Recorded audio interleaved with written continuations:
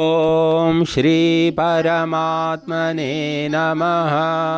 अथ त्रयोदशोऽध्यायः। क्षेत्रक्षेत्रज्ञविभागयोगः। श्रीभगवानुवाच इदं शरीरं कौन्तेया क्षेत्रमित्यभिधीयते एतद्यो वेत्ति तं प्राहुः क्षेत्रज्ञ इति तद्विदः। क्षेत्रज्ञं चापि मां विद्धि सर्वक्षेत्रेषु भारत। क्षेत्रक्षेत्रज्ञयोर्ज्ञानं यत्तज्ज्ञानं मतं मम तत्क्षेत्रं यच्च यादृक् यद्विकारि यतश्च यत् स च यो यत्प्रभावश्च तत्समासेन मे शृणु।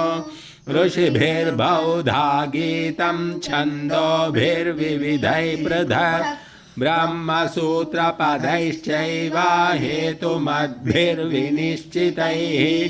महाभूतान्यहङ्कारो बुद्धिरव्यक्तमेव च इन्द्रियाणि दशैकं च पञ्चचेन्द्रियगोचराः। इच्छा द्वेष सुखं दुःखं सङ्घातश्चेतना धृतिः। एतत्क्षेत्रं समासेन सविकारमुदाहृतम् अमानित्वमदम्भित्वम् अहिंसा क्षान्तिराजवम् आचार्योपासनं शौचं स्थैर्यमात्मविनिग्रहः। इन्द्रियार्थेषु वैराग्यम् अनहङ्कार एव च जन्म मृत्यु जरा व्याधि दुःख दोषानुदर्शनम् असक्तिरनभिष्वङ्गः पुत्रधारगृहादिषु नित्यं च समचित्तत्वम् इष्टानिष्टोपपत्तिषु मयि चानन्ययोगेन भक्तिरव्यभिचारिणी विविक्तदेशसेवित्वम् अरतिर्जनसंसदि अध्यात्मज्ञाननित्यत्वं तत्त्वज्ञानार्थदर्शनम् एतज्ज्ञानमिति प्रोक्तम् अज्ञानं यदतोऽन्यथा ज्ञेयं यत् तत्प्रवक्ष्यामि यज्ञात्वामृतमश्नुते अनादिमत्परं ब्रह्म न सत्तन्नासदुच्यते सर्वतः पाणिपादं तत्सर्वतोक्षिशिरोमुखं सर्वतः श्रुतिमल्लोके सर्वमावृत्य तिष्ठति सर्वेन्द्रियगुणाभासं सर्वेन्द्रियविवर्जितम् असक्तं सर्वभृच्चैव निर्गुणं गुणभोक्तृ च बहिरन्तश्च भूतानामचरं चरमेव च सूक्ष्मत्वात् तदविज्ञेयं दूरस्थं चान्तिके च तत् अविभक्तं च भूतेषु विभक्तमिव च स्थितं भूतभर्तृ च तज्ज्ञेयं ग्रसिष्णु प्रभविष्णु च ज्योतिषामपि तज्ज्योतिः तमसा परमुच्यते ज्ञानं ज्ञेयं ज्ञानगम्यं हृदि सर्वस्य विष्ठितम् इति क्षेत्रं तथा ज्ञानं ज्ञेयं चोक्तं समासतः मद्भक्त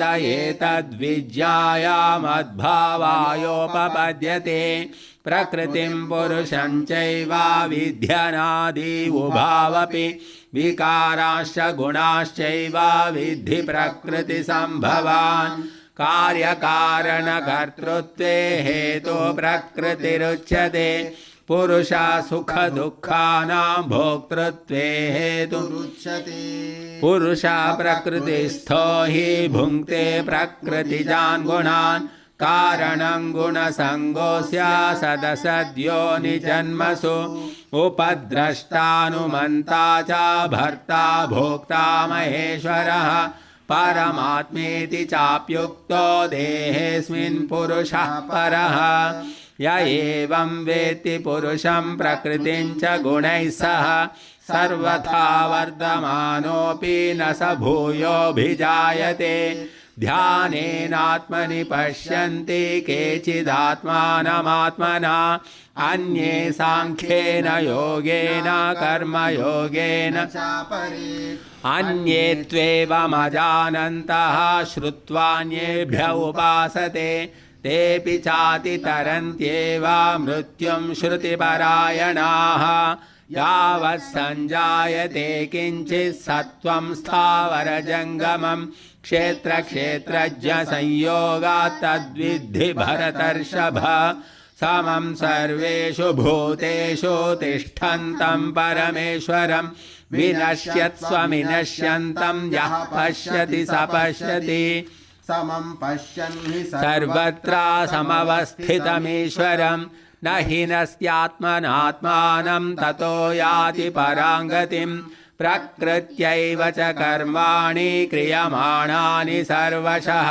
या पश्यति तदात्मानं न कर्तारं स पश्यति यदा भूतपृथग्भावं एकस्थमनुपश्यति तत एव च विस्तारं ब्रह्म सम्पद्यते तथा अनादित्वा निर्गुणत्वा सदमात्मायमव्ययः शरीरस्थोऽपि भौन्तेया न करोति न लिप्यते यथा सर्वगतं सौक्ष्म्यात् आकाशं नोपलिप्यते सर्वत्रावस्थितो देहे तदात्मानोपलिप्यते यथा प्रकाशयत्येकः कृत्स्नं लोकमिमं रविः क्षेत्रं क्षेत्री तथा कृत्स्नं प्रकाशयति भारत क्षेत्रक्षेत्रज्ञयोरेवम् अन्तरं ज्ञानचक्षुषा भूतप्रकृतिमोक्षं च ये विदुर्यान्ति ते परम् ॐ तत्सदिति श्रीमद्भगवद्गीतासु उपनिषत्सु ब्रह्मविद्यायां योगशास्त्रे श्रीकृष्णार्जुनसंवादे क्षेत्रक्षेत्रज्ञविभागयोगो नाम त्रयोदशोऽध्यायः।